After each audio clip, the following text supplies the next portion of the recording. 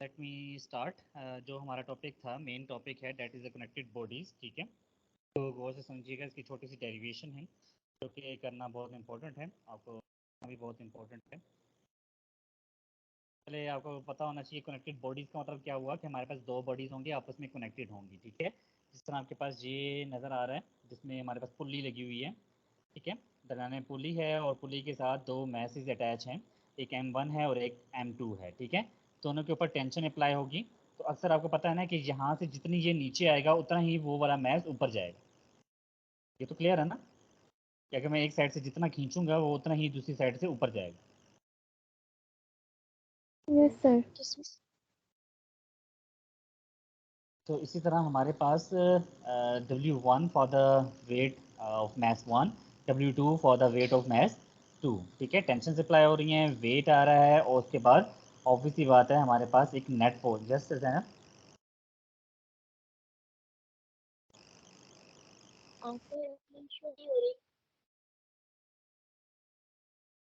जी, नूर screen show हो रही है आपको? यस सर, हो रही है। ओके जैनब, फिर वही बात है कि इंटरनेट की इशू होगा। ठीक है, मैं रिकॉर्डिंग कर रहा हूँ तो अगर बिल्कुल स्क्रीन फिर भी शो नहीं हो रही ना, ठीक है, तो आप रिकॉर्डिंग सुन लीजिएगा। ठीक है, ओके। जहाँ पे स्क्रीन शो होगी। जी जी। सर आपने ये स्लाइड शेयर की है वैसे PDF? ये ग्रुप में शेयर है। Okay sir. हाँ जी, इस तरह कर लें कि वहाँ से ओपन कर लें और वहाँ से देखती जाएँ कि मैंने जो slide connected bodies slide number 18 है वो ओपन किया हुआ है, वहाँ से ओपन कर लें, वहाँ से देखें। Okay sir, chapter number 3। Yes sir, बस अभी हो गई है। चैप्टर नंबर 3 है कनेक्टेड बॉडीज, स्लाइड नंबर 18, वहाँ से हमने स्टार्ट किया हुआ है। और यहाँ पे हम देख रहे थे कि दो मैसेज अटैच हुई हुई हैं, एक मैस 1 है, मैस 2 है। मैस 1 आपको बड़ा नज़र आ रहा है, मैस 2 छोटा है, तो मैस 1 ऑब्वियसली बात नीचे जाएगा और मैस 2 ऊपर जाएगा। तो ये चीज़ हमने टोटली देखना है और उसके बाद टोटल नेट फोर्स देखना है। तो यहाँ पे छोटी सी डेरिवेशन हुई हुई है। ठीक है, जहाँ पे करवा दूँ या बाय हैंड खुद से दोबारा करवा दूँ, कैसे इजी रहेगा आप लोगों के लिए?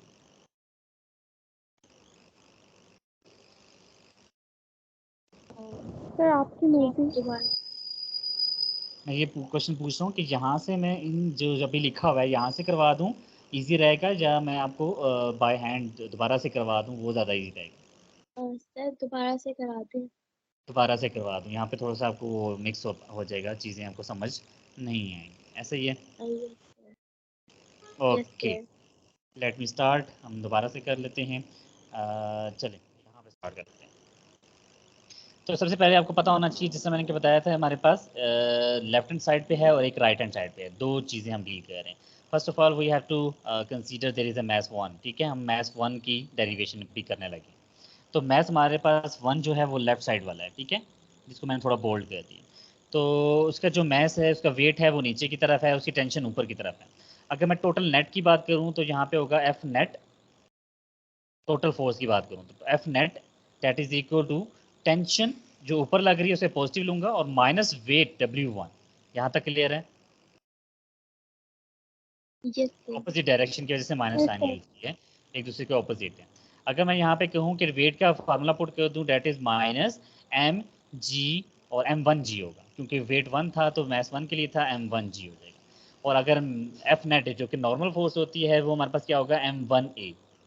ठीक है, if we are shifting this M1g toward left hand side then tension become that is T is equal to M1a plus M1g। यहाँ तक कोई क्वेश्चन है, क्वेश्चन 1 तक? No sir. ठीक है, नेक्स्ट हम मैथ्स 2 के लिए फाइंड कर लेते हैं क्वेश्चन 2 को। मैथ्स 2 के लिए हमारे पास क्या होगा, सेम देखेंगे कि हमारे पास मैथ्स 2 में क्या हो रहा है। टेंशन ऊपर की तरफ जा रही है, ठीक है, और वेट किधर है, नीचे की तरफ। तो अगर मैं यहाँ से फाइंड करूँ फॉर एफ नेट, तो यहाँ पे क्या करूँगा, एफ नेट फाइंड करूँगा that is equal to tension.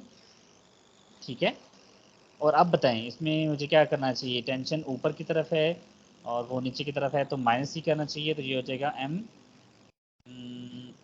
Sorry इधर हो जाएगा W2 हो जाएगा। ठीक है, तो अगर वैल्यू पुट करूँगा तो ये हो जाएगा M2A equal to tension minus m2g। Clear? Yes sir. Yes sir. यहाँ से अगर मैं टेंशन फाइंड करूँ, अच्छा एक और चीज़ मैं पूछ लूँ आपसे। अब यहाँ पे एक और चीज़ भी है, क्या चीज़ है वो मैं बताने लगा हूँ कि अगर आप मैस 1 को देखते हो, वो मूव किस तरफ कर रहा है, उसको टोटल फोर्स किस तरफ लग रही है, नीचे की तरफ या ऊपर की तरफ?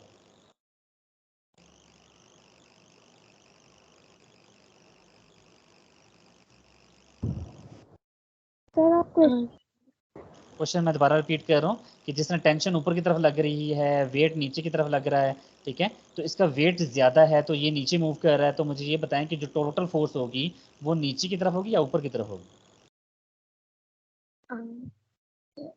सर नीचे की तरफ। नीचे की तरफ, क्योंकि वो नीचे मूव कर रहा है तो इसलिए नीचे वाली फोर्स ज़्यादा है, तो इसलिए वो भी टोटल जो नेट फोर्स है वो नीचे की तरफ मूव करेगी। तो इसमें आपने एक और चीज़ भी इंक्लूड करनी है जो कि अभी मैं करने लगा हूँ।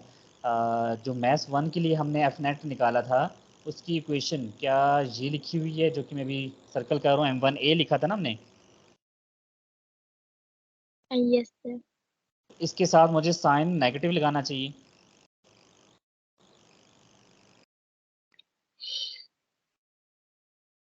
ऐसे ही है ऑपोजिट के लिए। सर मुझे समझ में नहीं आया। ओके, मैं दोबारा से कर देता हूँ क्योंकि यहाँ पे थोड़ा सा कन्फ्यूजन हो जाएगा। मैं अगर मैं कर लूँगा, मैथ्स 1 फाइंड कर रहा हूँ, ठीक है, शुरू से मैं स्टार्ट कर।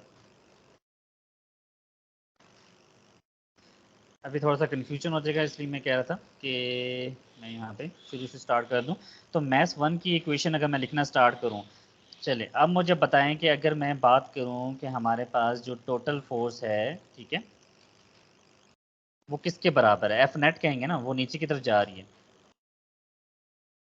और वो किसके बराबर है? अगर मैं उसी तरह ही लिखूँ कि एफ नेट इक्वल टू किसकी इक्वल बनेगा? दैट इज टेंशन, क्योंकि टेंशन ऊपर की तरफ है, वही चीज़ मैं लिख रहा हूँ W1। यहाँ तक क्लियर था? Yes sir.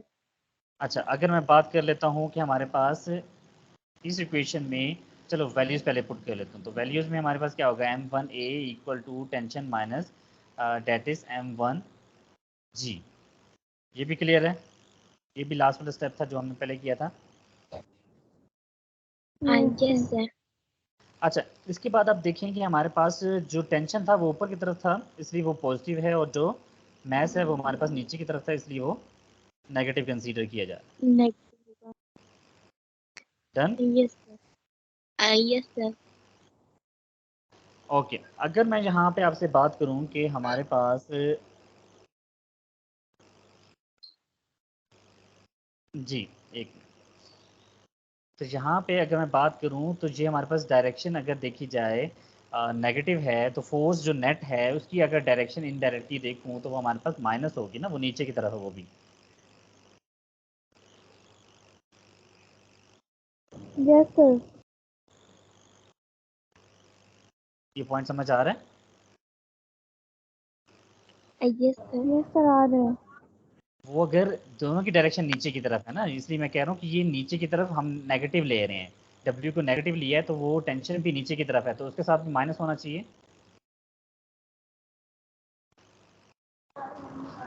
Yes sir. Point clear हुआ?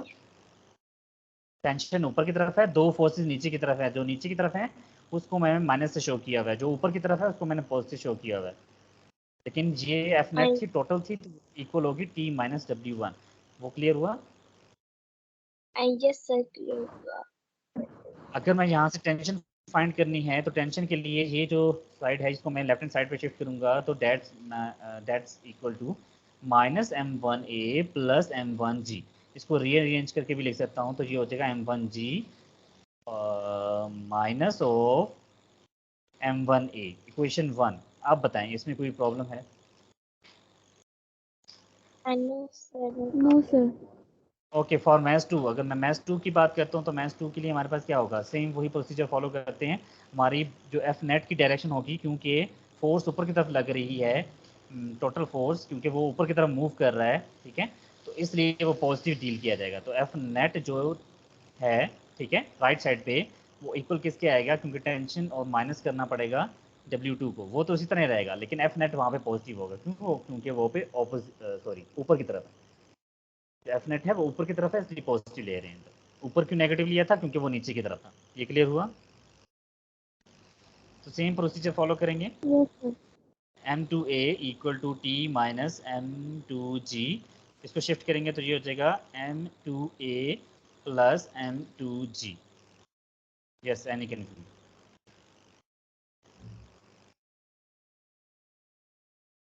No, sir. दोनों टेंशन है, दोनों टेंशन है, तो वी हैव टू, इस इक्वेशन 2 कह देता हूँ, we have to compare these two equations. Compare किया, दोनों टेंशन को इक्वेट किया हमने, कंपेयर 1 एंड 2, वी गेट कि हमारे पास M1G minus M1A equal to M2A plus M2G। जी, यहाँ तक कोई क्वेश्चन?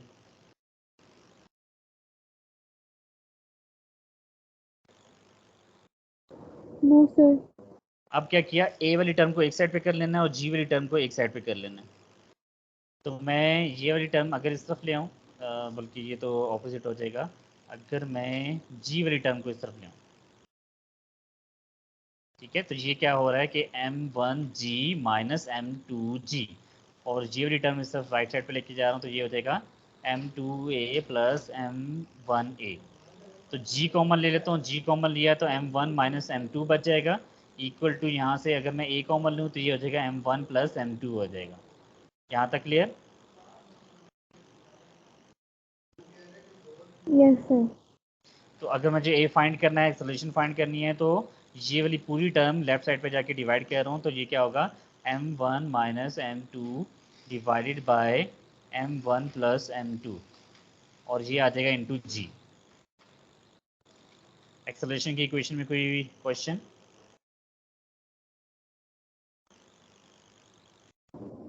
No, sir.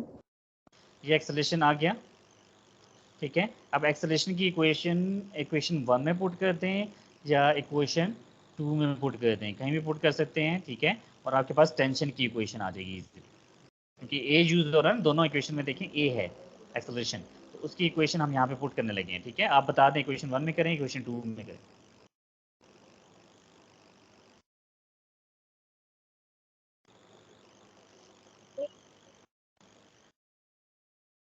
जी, किस में करें? इक्वेशन 1। इक्वेशन 1 में करते हैं, ठीक है। तो इक्वेशन 1 में आप देखो M1G माइनस M1A है, ए की जगह मैं उसकी वैल्यू प्लेस करूंगा, ठीक है। नेक्स्ट स्लाइड में चल रहे हैं।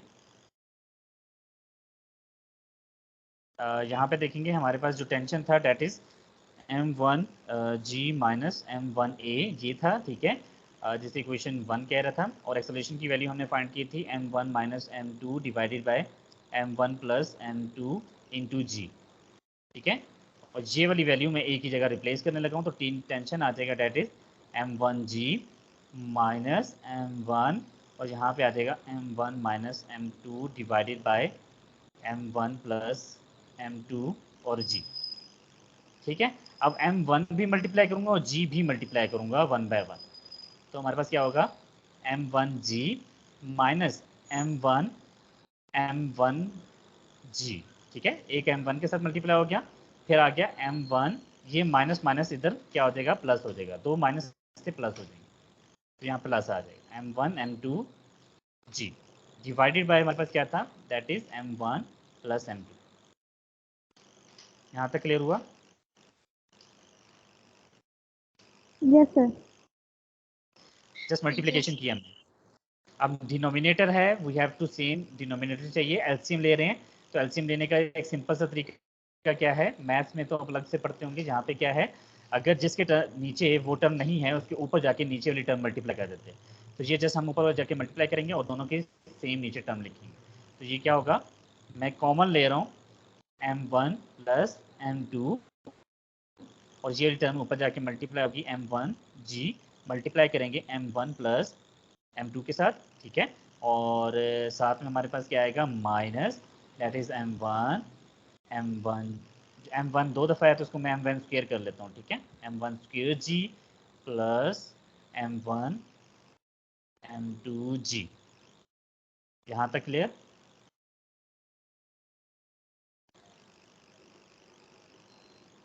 सर ये वाला स्टेप थोड़ा समझ नहीं आया। जी, इस स्टेप में हमने क्या किया, ये वाली टर्म हमने क्या लिखी, इस टर्म के साथ मल्टीप्लाई कर दी, तो ये हमारे पास आ गया, क्योंकि एलसीएम ले रहा हूँ ना मैं, तो एलसीएम का डायरेक्ट मेथड मैं कर रहा हूँ। या इस तरह भी कर सकते हैं कि आपने पहले सेम टर्म मल्टीप्लाई करनी है, मल्टीप्लाई और डिवाइड करना होता है, तो इस टर्म को यहाँ पे मल्टीप्लाई और डिवाइड कर दो, तो बात वही बन जाती है। आप डायरेक्ट कर लो या इस तरह कर लो। सर समझ आ गया। ठीक है, तो इसलिए ये वाली टर्म हमने जस्ट आपस में मल्टीप्लाई कर दी और नीचे कॉमन लिख दिया हमने, तो ऊपर देखो ये वाली टर्म हमने एज इट इज़ यहाँ पे लिख दी।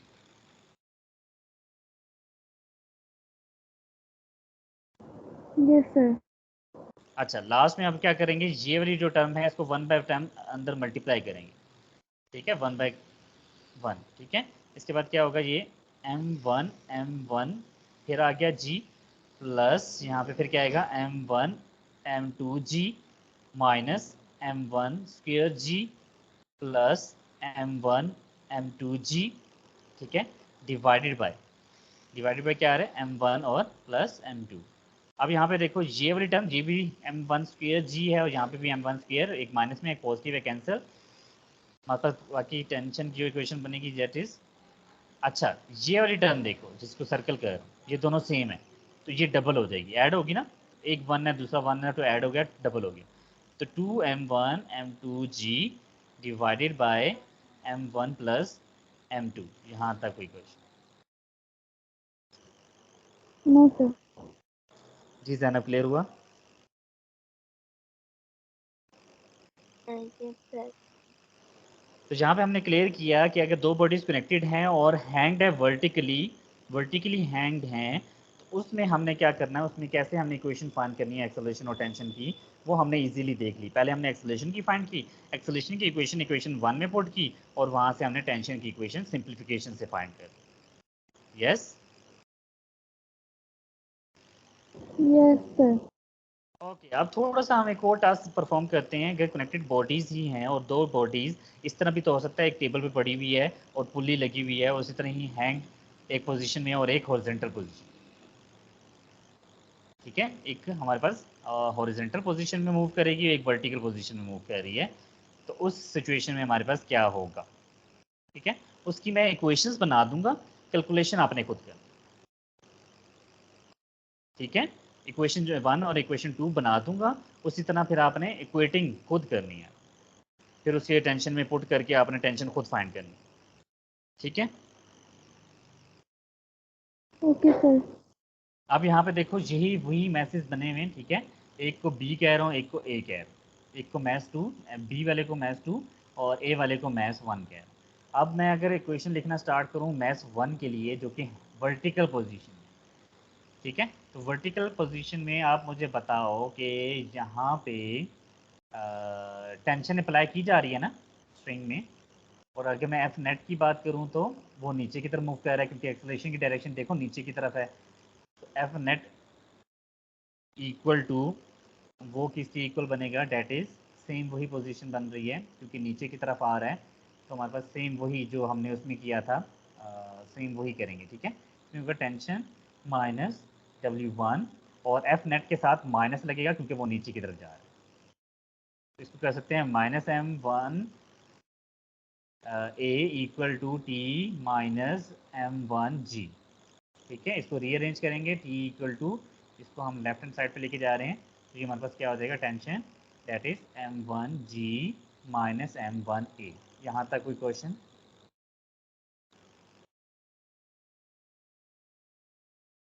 सर ये जो आप पर लेकर गए हैं M1G, वो -M1G है ना? जी, वो तो जाके पॉजिटिव हो गया ना, तो इसलिए इसके साथ देखो पॉजिटिव आ रहा है। Okay sir. वो माइनस क्यों है, क्योंकि यहाँ पे वेट माइनस था, मैंने बताया था ना, नीचे की डायरेक्शन में, नीचे की डायरेक्शन के लिए हम माइनस लेते हैं, ऊपर की डायरेक्शन के लिए हम पॉजिटिव लेते हैं। क्लियर? यस। यस ये सर। इक्वेशन 1 आ गई। अब इक्वेशन 2 की बात आती है फॉर द मैथ 2, तो वो होगा m2 हम फाइंड करेंगे। तो m2 के लिए हम अब देखो क्या यहाँ पे वर्टिकल मोशन हो रही है m2 में। वर्टिकल मतलब ऊपर नीचे हो रहा है ये मैथ 2 ये वाली बॉक्स बी।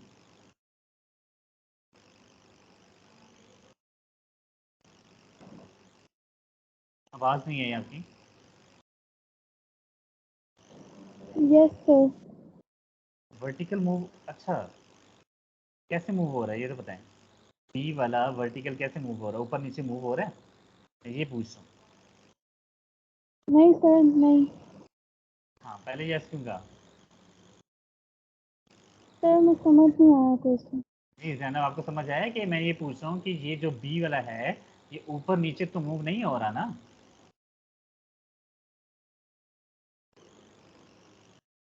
वर्टिकल का मतलब होता है ऊपर नीचे मूव करना, ठीक है, वो तो नहीं हो रहा। नहीं आ तो रहा। जब वो चीज़ नहीं मूव हो रहा, सिर्फ ये वाला जो M1 था ना ये मूव हो रहा था, M2 मूव नहीं हो रहा। तो M2 को अगर देखिए तो वर्टिकल उसका जो ऊपर R है, ठीक है, वो नीचे वाले M2G से कैंसिल हो जाएगा। तो जो टेंशन है स्ट्रिंग में उसको हम डायरेक्टली कहेंगे वो F नेट के इक्वल होगा, क्योंकि वेट तो आ रहा ही नहीं है ना इसमें, तो इसलिए F net equal to tension. तो यहाँ पे हम लिख सकते हैं कि टेंशन इक्वल टू M2A, इसे हम इक्वेशन 2 कह देंगे। कोई क्वेश्चन नहीं आता है, यहाँ तक क्लियर हुआ। Yes sir. क्योंकि उसमें वेट तो अप्लाई नहीं हो रहा ना, वेट तब अप्लाई होगा जब टेबल नीचे नहीं होगी, जिसमें वो पहली वाली कंडीशन थी उसमें वेट भी अप्लाई हो रहा था। इसमें तो वेट अप्लाई नहीं हो रहा क्योंकि टेबल ने उसे बैलेंस किया हुआ है, वो तो कैंसिल हो गए। बाकी क्या बचा टेंशन और एफ नेट, तो एफ नेट डायरेक्टली इक्वल होगी टेंशन के, तो इसलिए हमने इक्वल किया, उसकी वैल्यू पुट की, तो ये दो इक्वेशन आ गई। अब क्या करना है, आपने इन दोनों इक्वेशन को कंप्यूट कर लेना है जिसना मैंने लास्ट टाइम किया था। M2A equal to M1G minus M1A, ठीक है। इस M1A को इस साइड पे शिफ्ट करेंगे, लेफ्ट साइड पे A इक्वल होगा, सेम वही कंप्यूटिंग करेंगे, A की वैल्यू आ जाएगी। ए का फार्मूला आएगा, ए का फार्मूला आप इस इक्वेशन 2 में पुट करेंगे सिंपल से, और आपके पास टेंशन की इक्वेशन आ जाएगी। सिंपल सी इक्वेशन बनेगी, हो जाएगा। Yes sir. ठीक है, ये आपने फाइंड करके मुझे सेंड करना होगा चैट पे, मैं यहीं तक करवा रहा हूँ ताकि खुद भी थोड़ा सा प्रैक्टिस करें हम।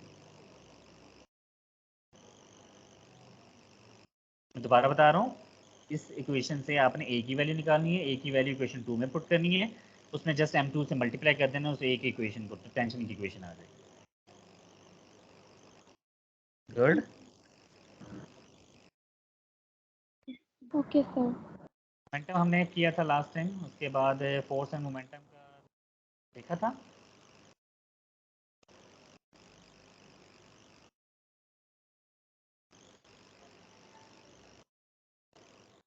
याद है कि नहीं याद, फोर्स और मोमेंटम का फार्मूला हमने देखा था कि नहीं देखा था, जिसमें हमने कहा था कि यहाँ पे force is equal to change in momentum with respect to time.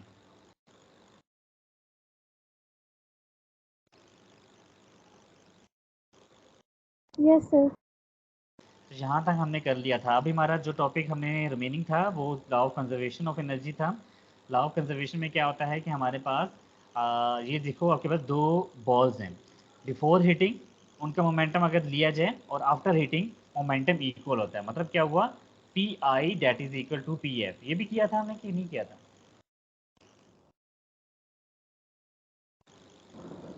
Sir ये नहीं किया था सर। अच्छा ये नहीं किया था, तो यहाँ पे आप देखोगे इनिशियली अगर मैं बात करूँ तो उसका मैस 1 है और मैस 2 है किसी भी दो बॉल्स का बिफोर हीटिंग, ठीक है। तो उसकी वेलोसिटी है, उसको मैं कह देता हूँ दैट इज़ u1 और u2, वेलोसिटी का नाम दिया। तो अगर मोमेंटम की बात करें तो वो P I that is equal to m1u1 plus m2u2, ये है इनिशियल मोमेंटम। ये क्लियर।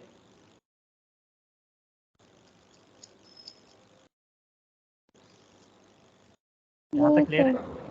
अगर मैं फाइनल मोमेंटम की बात करूँ तो इसे कैसे लिखूंगा, तो फाइनल मोमेंटम के लिए हम बात करते हैं आफ्टर हीटिंग, हमारे पास m1 मैस तो सेम रहता है हीटिंग के बाद, लेकिन उसकी वेलोसिटी चेंज हो जाती है। वेलोसिटी में कहता हूँ v1 और v2, तो क्या हो जाएगा m1 v1 plus m2 v2, ये मोमेंटम हो गया फाइनल।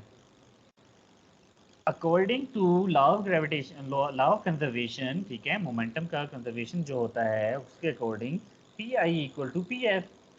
तो जब P I equal to P F हुआ तो हमारे पास वैल्यू पुट करेंगे m1 u1 plus m2 u2 equal to m1 v1 plus m2 u2। तो ये हमारे पास इक्वेशन आ जाती है यहाँ पे। Any confusion?